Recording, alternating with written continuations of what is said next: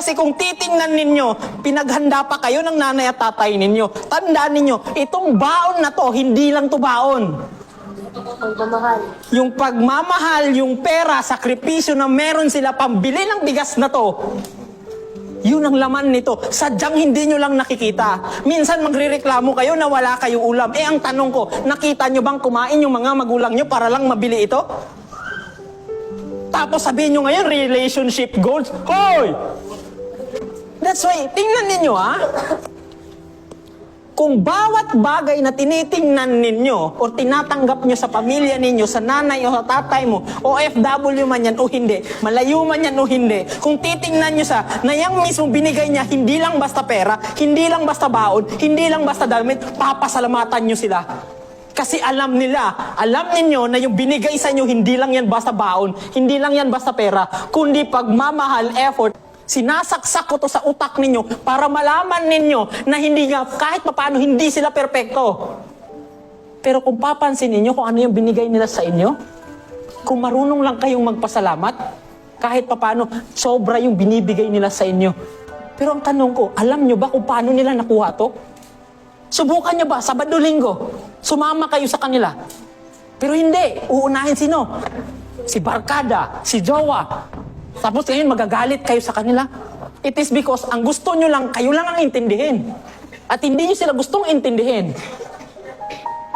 Paano nyo sila maiintindihan kung ayaw nyo silang intindihin?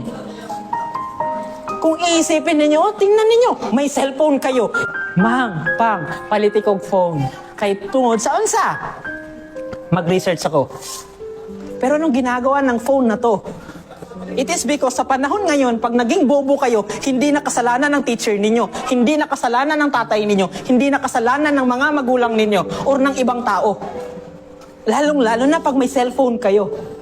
Bakit? 10 peso lang ang kailangan mo. Kahit 5 peso nga lang, malalaman mo kung ano yung gusto mong malaman. Maybe hindi lahat, pero kung may gusto kong malaman sa subject na meron ka, pwede mong matutunan. But you choose nang i-research ninyo sa halip na i-grow yung sarili ninyo.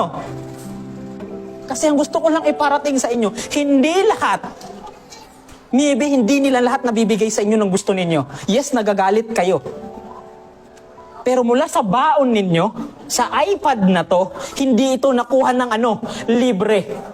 Pero dahil kahit papano hindi kayo marunong magpasalamat, hindi kayo marunong mag-appreciate, ang tingin nyo sa kanila, sobrang sama nila. Kulang na kulang sila. Pero pinapaalala ko sa inyo na please naman, isama ninyo sa pangarap ninyo ang tatay at sa kananay ninyo, hindi yung jowa ninyo. Kasi itong jowa ninyo at iniwan kayo, babalik kayo kanino? Sa family ninyo.